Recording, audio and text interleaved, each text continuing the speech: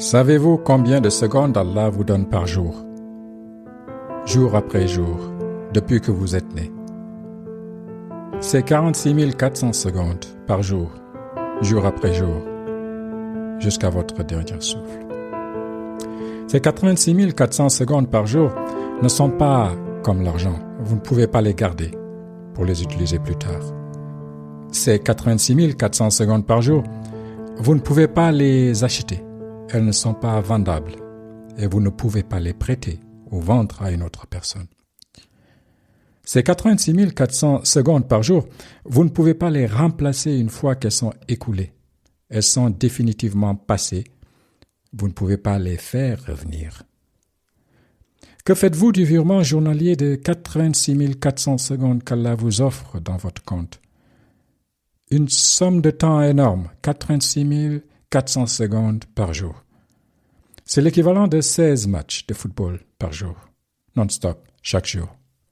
Chaque jour donc, Allah nous offre 86 400 secondes. Chacune est une précieuse opportunité de grandir, de réfléchir, de nous rapprocher de lui. Mais combien de fois laissons-nous ces secondes s'écouler, perdues ou ignorées? Vous avez remarqué, je vous propose aujourd'hui une réflexion sur le temps. Une réflexion que m'inspire la sourate 103 Al-Asr où Allah jure par le temps. C'est une réflexion que je veux reprendre aujourd'hui. Car après avoir posté l'épisode « Honorer les cadeaux de 86 400 secondes par jour » pour la première fois en avril 2023, j'ai reçu un feedback de Abdou Diagne qui m'écoute de Francfort et qui m'a dit « Suleiman, tu m'as paru moins posé que d'habitude dans cet épisode, surtout que tu parlais du temps. » Il m'a dit « J'ai l'impression que tu n'avais pas le temps. Tu m'as paru très pressé. » J'ai alors réécouté l'épisode et je me suis rendu compte qu'il avait raison. Il a doublement raison. Parler du temps en se dépêchant n'était pas cohérent de ma part. J'ai alors décidé aujourd'hui de reprendre cet épisode tout en y ajoutant de nouveaux aspects. Des aspects sur la manière dont nous pouvons tirer le meilleur parti de chaque seconde offerte par Allah. Autrement dit, d'être conscient du temps et apprécier le cadeau d'Allah comme il le faut, comme un cadeau précieux. Et deuxièmement, honorer le cadeau d'Allah en l'utilisant le mieux possible, c'est-à-dire apprendre à choisir et vivre ses valeurs, se fixer des objectifs et aller à l'action le plus tôt possible. Avant tout, nous devons être conscients et respecter ce magnifique cadeau qu'Allah nous fait. Apprécions-nous réellement le cadeau d'Allah? Apprécions-nous réellement le cadeau qu'Allah nous a donné? Vous connaissez peut-être l'exemple que j'utilise souvent pour illustrer notre désinvolture face à ce cadeau. Vous imaginez que vous achetez un cadeau, un beau cadeau pour une personne qui vous est chère, votre conjoint par exemple. Vous voulez faire plaisir à votre conjoint. Vous mettez beaucoup de temps à réfléchir sur quel genre de cadeau. Vous achetez ce cadeau et vous remettez le cadeau en personne à votre conjoint. Et que fait votre conjoint? Votre conjoint prend le cadeau, dépose le cadeau dans un coin sans même prendre le soin d'y jeter un coup d'œil. En plus, votre conjoint ne vous remercie même pas. Votre conjoint se retourne, vous laisse sur place, allume la télé, regarde une émission débile. Mais comment vous sentirez-vous? Je pense que vous serez déçu. Imaginez que peut-être vous êtes en train de réagir de la même manière que votre conjoint envers le cadeau de 86 400 secondes de temps qu'Allah vous donne chaque jour. Appréciez-vous. Appréciez-vous. Le cadeau d'Allah a sa juste valeur. Donnez-vous de la valeur à ce geste d'Allah, à ce cadeau d'Allah. Une année normale comprend 8760 heures. Est-ce beaucoup? Est-ce peu? Tout dépend de l'utilisation que vous en faites. Vous avez besoin de 8 heures de sommeil par jour, par exemple. Alors il vous restera alors 5800 heures. 5800 heures par an, pendant lesquelles nous sommes éveillés. La première question que je dois me poser le soir de mon anniversaire est de me dire comment vais-je utiliser mes 5800 heures d'éveil chaque année?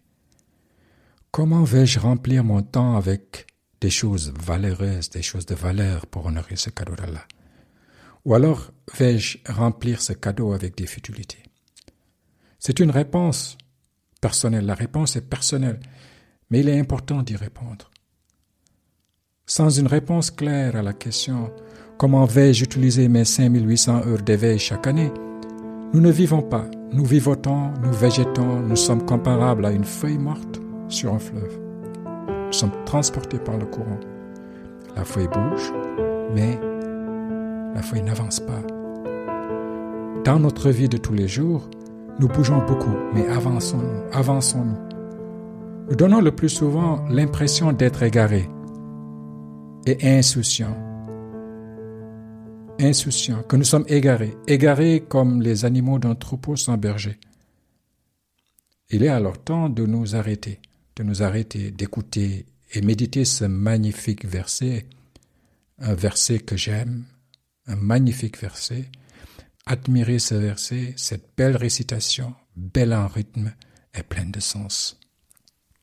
وَلَقَدْ ذَرَأْنَا لِجَهَنَّمَ كَثِيرًا مِنَ الْجِنِّ وَالْإِنسِ لَهُمْ قُلُوبٌ لَّا يَفْقَهُونَ بِهَا وَلَهُمْ أَعْيُنٌ لَّا يُبْصِرُونَ بِهَا وَلَهُمْ آذَانٌ لَّا يَسْمَعُونَ بِهَا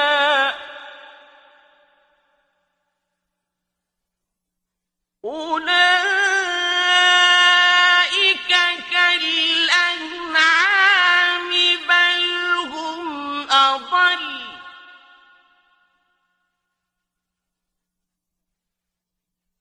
أُولَٰئِكَ هُمُ الْغَافِلُونَ.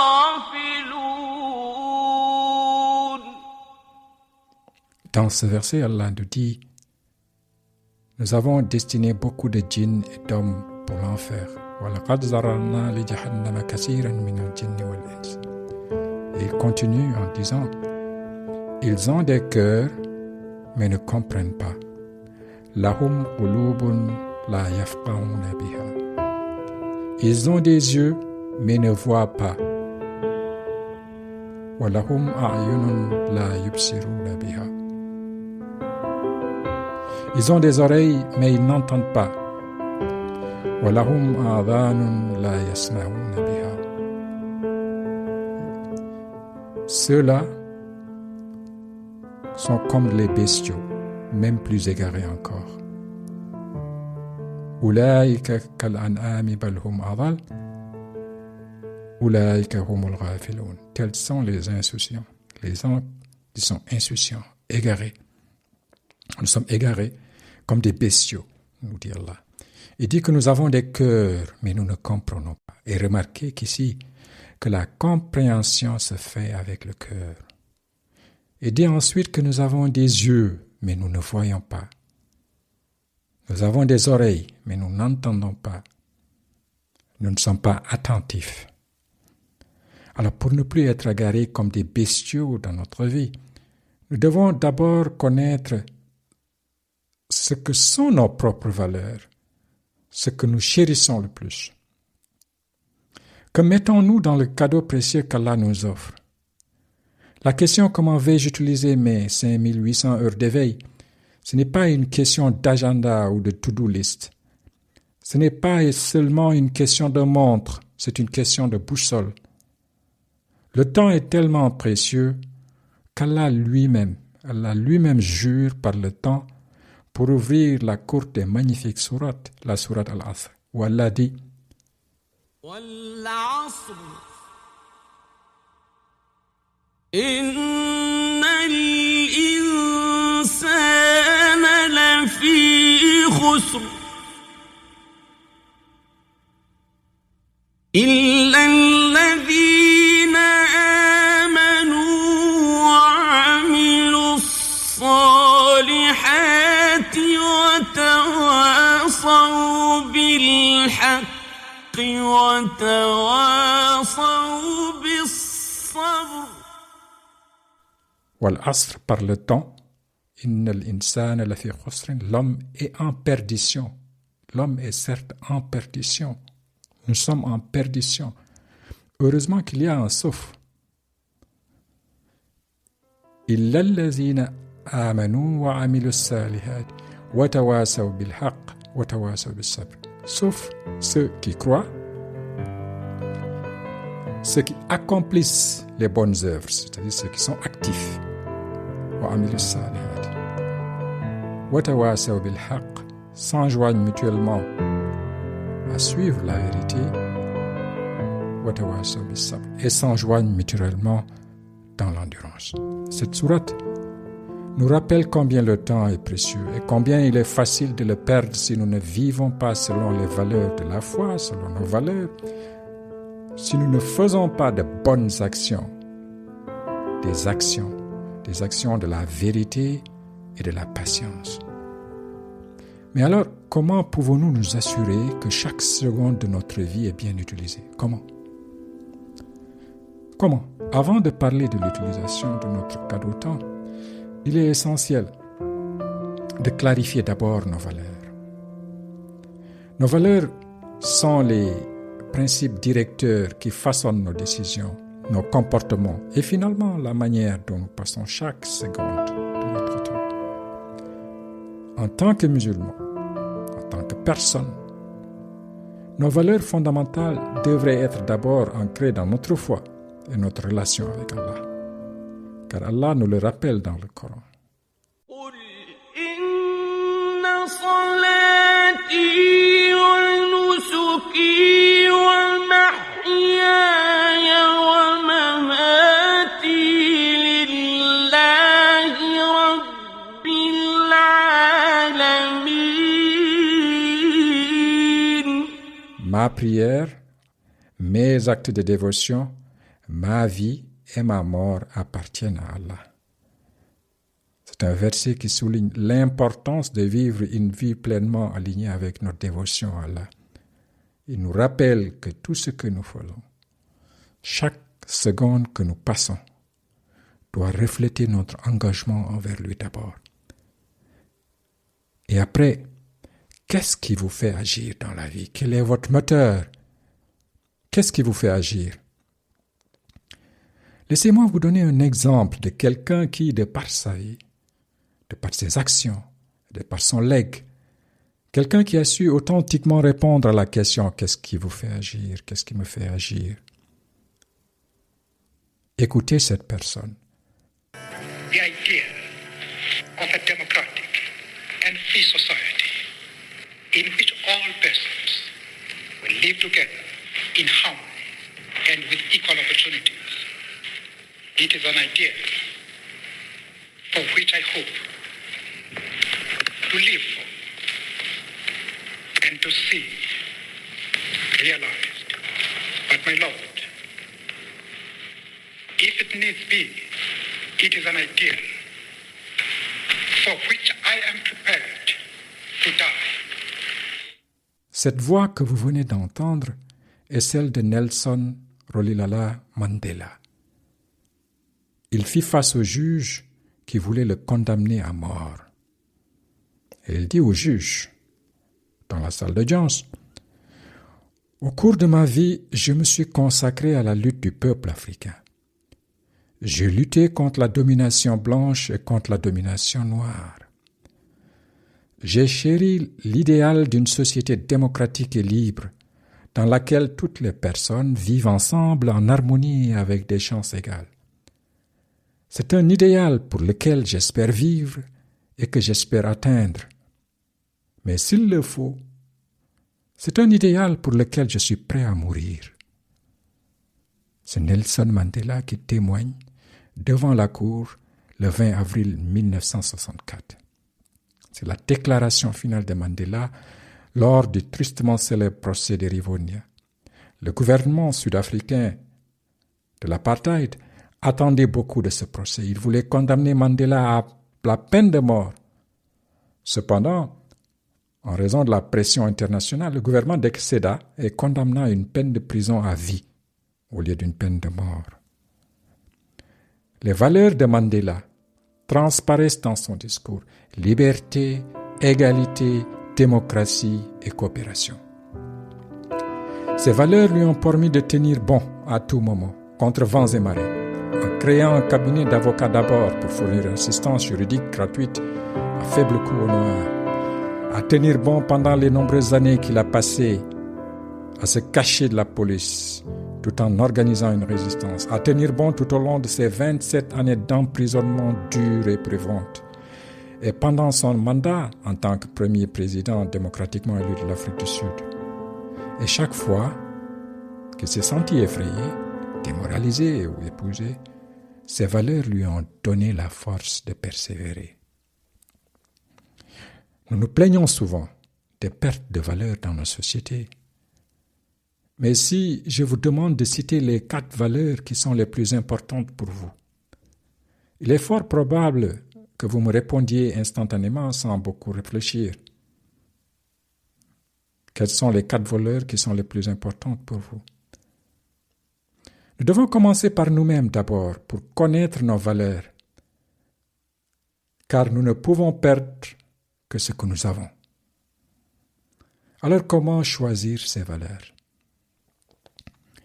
Afin de trouver nos valeurs, il y a plusieurs méthodes. Je vous propose un exercice ici. Il n'y a pas de bonne ou de mauvaise réponse à cet exercice. C'est un exercice qui dure 8 à 20 minutes, où nous faisons appel à notre imagination. Mais avant, commençons d'abord par nous rappeler le pourquoi de notre vie. Pensons d'abord à répondre à cette question d'Allah.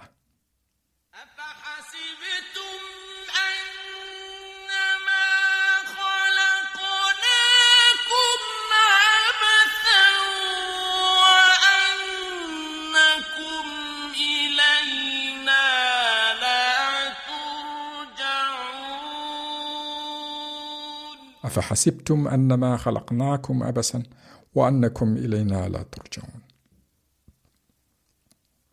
Pensez-vous que nous vous avions créé sans but? C'est Allah qui parle. أفحسبتم أنما خلقناكم عبثا. Pensez-vous que nous vous avions créé sans but? وأنكم إلينا لا ترجعون. Et que vous ne seriez pas ramenés vers nous. Allah nous pose ces 2 questions dans ce verset. C'est un verset qu'aimait réciter mon père à la prière du crépuscule. La première question qu'Allah nous demande, est-ce que nous pensons qu'il nous a créés sans but? Et ensuite, est-ce que nous pensons que nous ne serons pas ramenés vers lui? Alors commençons d'abord par savoir le but, si nous voulons connaître nos valeurs. À quoi sert notre vie? Quel sens donnons-nous à notre vie? Où se trouve notre pôle Nord? Le pôle qui nous montre toujours la bonne direction, la vraie direction. Vers où voulons-nous aller? Nous sommes tous à jour J-X. J est le jour de notre mort. X est le temps inconnu qu'Allah nous offre jusqu'au jour J. Faites comme les grands athlètes qui ont du succès. Ils commencent leurs grands événements en ayant la fin dans la tête.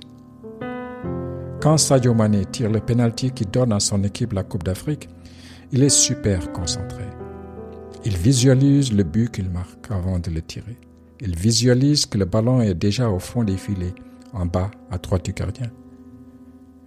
Ou bien quand vous revoyez le champion de saut en hauteur, Javier Sotomayor, détenteur du record mondial de saut en hauteur. Regardez la vidéo. Avant de sauter ce record du monde de 2,45 m de hauteur, il est super concentré. Il ferme les yeux. Il déroule le mouvement de tout le saut dans sa tête. Il se voit déjà comment il vole au-dessus de la barre. Alors copions les champions. Visualisons notre but final, c'est-à-dire quand nous retournons à Dieu. Visualisons notre mort.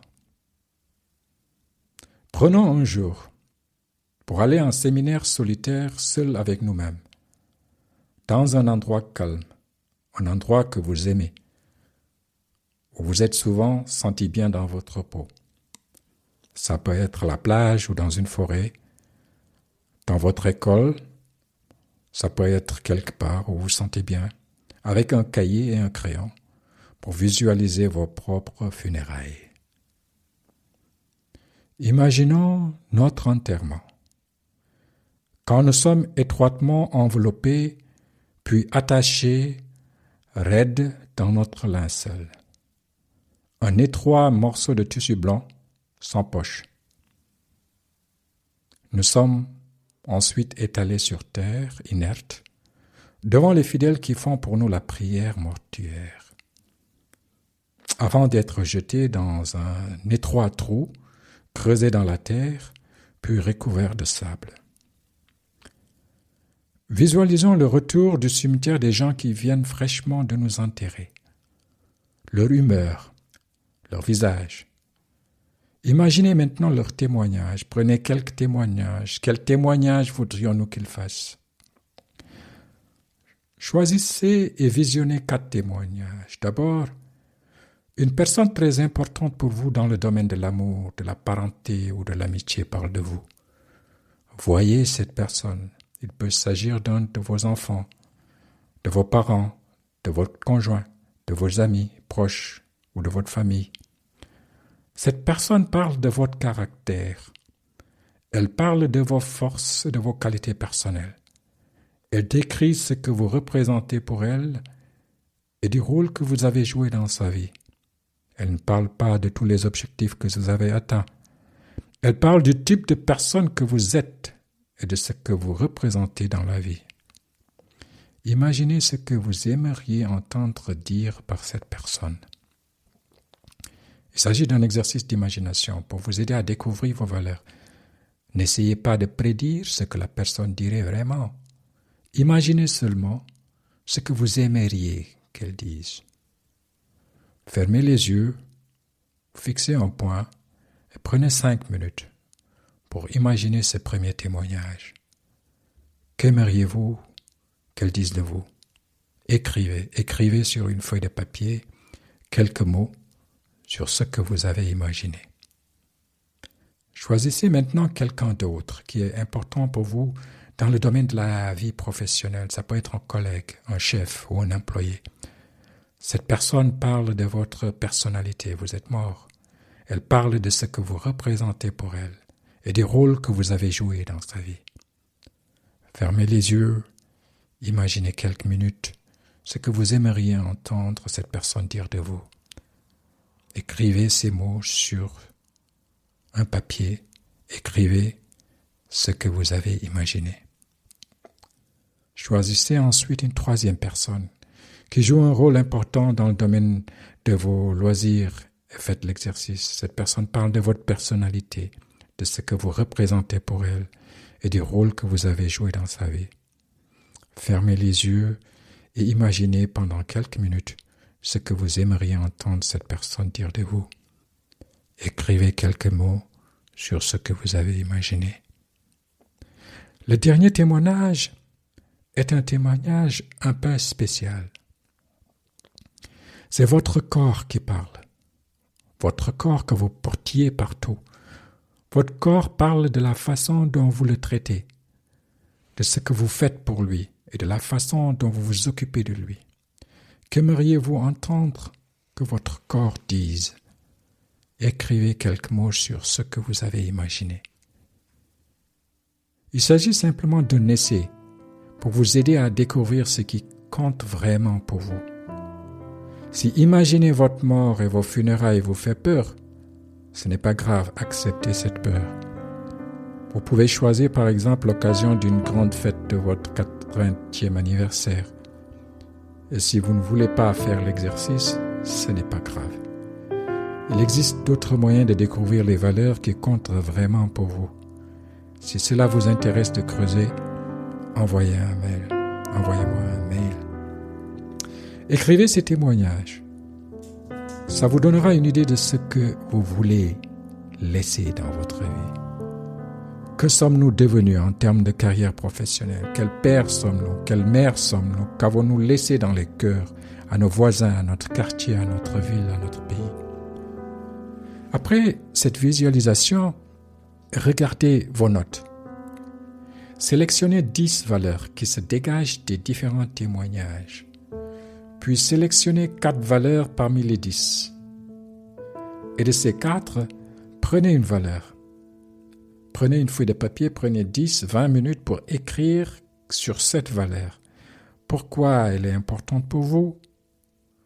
Comment vivez-vous cette valeur dans votre quotidien? Quels sont les exemples de personnes que vous observez qui vivent cette valeur? Recopiez au propre sur une nouvelle feuille vierge chaque jour pendant une semaine. Faites-en de même pour les 3 autres valeurs restantes. Cet exercice vous aidera à clarifier vos valeurs, ce que vous voulez être dans votre vie. Et quand nous avons clarifié le pourquoi de notre vie, le reste deviendra plus facile à planifier et à accepter. Avoir une idée plus consciente de nos valeurs est le point de départ d'une planification cohérente, celle qui nous mène vers la paix intérieure, au succès ici-bas et au dernier jour. Chaque chose qui vient sur notre table, nous sommes en mesure de répondre à la question « Est-ce important, oui ou non ?» Après avoir répondu à cette question, si c'est important, est-ce urgent? Et si c'est urgent, qui doit le faire et comment le faire? Mais les valeurs ne suffisent pas. Nos valeurs sont d'une importance vitale, certes. Elles nous incitent à continuer et nous guident les actions que nous entreprenons. Les valeurs sont comme une boussole. Une boussole peut nous donner une direction, mais une boussole ne peut pas nous transporter. Notre voyage ne commence que lorsque nous passons à l'action. C'est toujours l'action dont parle le Coran. Nous utilisons donc nos valeurs pour nous fixer des objectifs et pour entrer en action. Une fois que nos valeurs sont claires, l'étape suivante consiste à nous fixer des objectifs qui sont guidés par ces valeurs. Fixer des objectifs donne un sens et une direction à notre temps, nous aide à nous concentrer sur ce qui compte vraiment. Allah nous dit dans le Coran,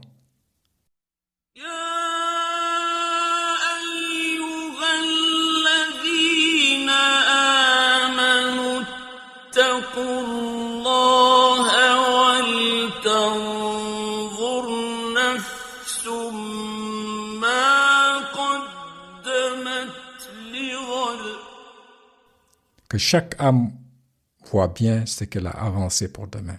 C'est l'action qui compte. Ce verset nous encourage à être attentifs à nos actions. En fixant des objectifs alignés avec nos valeurs, nous nous assurons que nos efforts, que nos actions sont significatifs. Alors, comment fixer les objectifs basés sur cette valeur?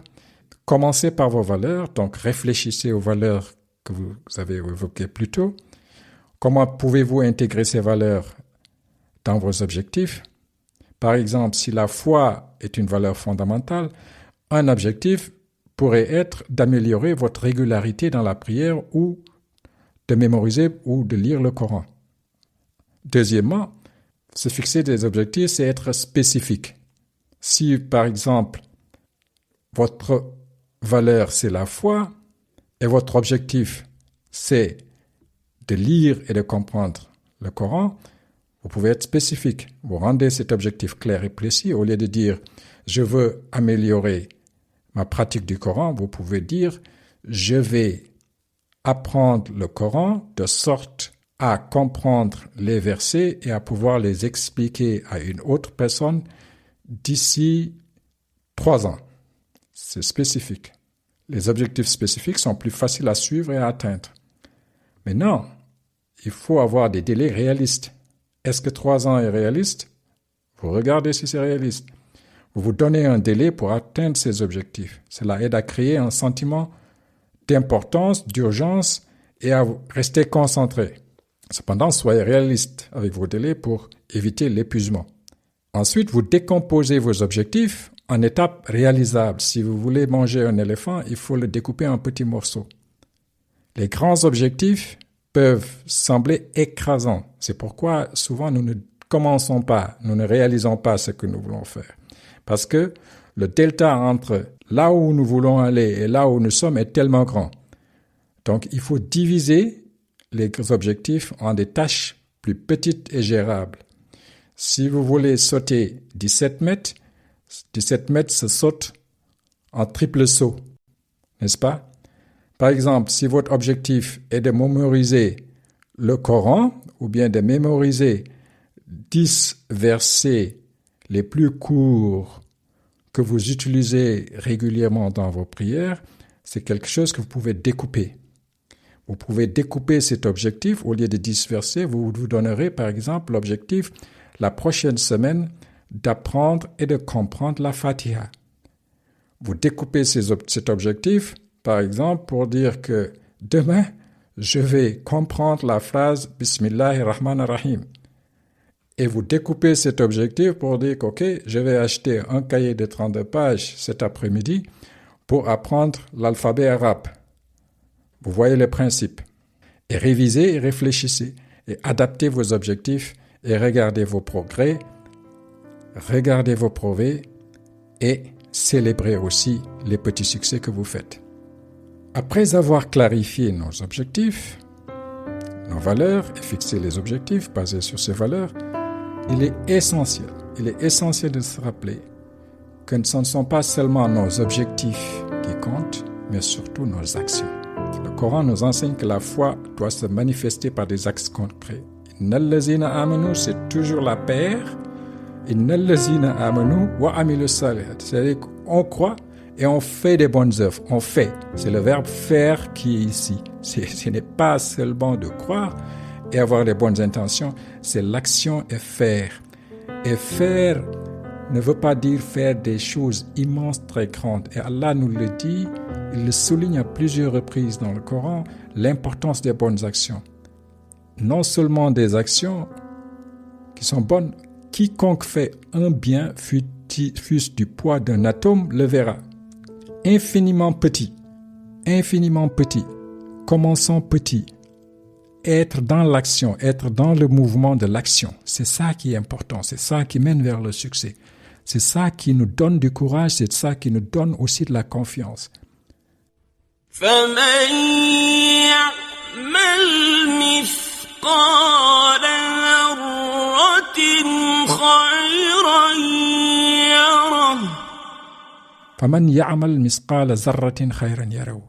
C'est pourquoi il y a une nouvelle vague de micro-habits. Vous pouvez lire le livre Micro-habits, c'est super intéressant. Donc, qui nous enseigne à revenir vers des actions les plus petites soient-elles pour pouvoir démarrer un projet. Ce verset montre que chaque action compte, peu importe sa taille. Chaque seconde que nous utilisons pour faire une bonne action, même si elle semble insignifiante, est précieuse aux yeux d'Allah. Nos actions sont les témoins de notre foi. Mettons de la valeur dans le temps qu'Allah nous donne. Souvenons-nous que chaque action, dans chaque seconde que nous utilisons, c'est une opportunité d'incarner nos valeurs et de nous rapprocher d'Allah. Prenez le temps de donner à Allah un retour pour ce cadeau, d'être attentif dans notre prière. Si je vous pose la question combien dure une prière attentive, combien de minutes vous avez besoin pour avoir une prière attentive qui n'est pas bâclée, mais vous n'aurez besoin que de 3 à 5 minutes. Et vous aurez une prière de qualité. Faites l'exercice, chronométrez le temps dont vous avez besoin pour avoir une prière calme, où vous êtes debout, où vous sentez vos pieds sur terre, vous sentez votre respiration, vous dites Allah Akbar, vous vous courbez lentement, vous vous redressez, vous vous prosternez, vous sentez votre front sur la terre, vos mains sur la terre, vous vous relevez, vous faites vos récitations, vous les comprenez, vous prenez tout ça, vous chronométrez, vous verrez que le temps n'est pas tellement long. vous aurez besoin de 5 minutes. Et c'est mieux d'investir 5 minutes dans une prière attentive que d'investir ces 5 minutes dans le TikTok ou le WhatsApp. Nos valeurs doivent guider nos objectifs et nos actions doivent être constantes et sincères. C'est ainsi que nous pouvons tirer le meilleur parti des 86 400 secondes qu'Allah nous donne chaque jour. Je vous remercie d'avoir écouté cet épisode. Honorer et mieux utiliser les 46 400 $, épisode que je viens de reprendre grâce au bénéfique feedback de Abdou Diagne qui m'écoute de Francfort. Je l'en remercie très fort, qu'Allah le protège. Faites comme Abdou Diagne, envoyez-moi vos feedbacks sur des aspects qui vous ont plu, mais aussi des aspects qui sont améliorés selon vous. Merci de m'avoir donné de votre temps. Retrouvez tous les épisodes de mon podcast Allo El Coran sur Apple Podcast, Google Podcast, Deezer, Spotify. Partagez avec vos amis et abonnez-vous gratuitement. Visitez mon site alloual.com. Je me réjouis de vos suggestions par email à podcast@alloual.com. À la prochaine.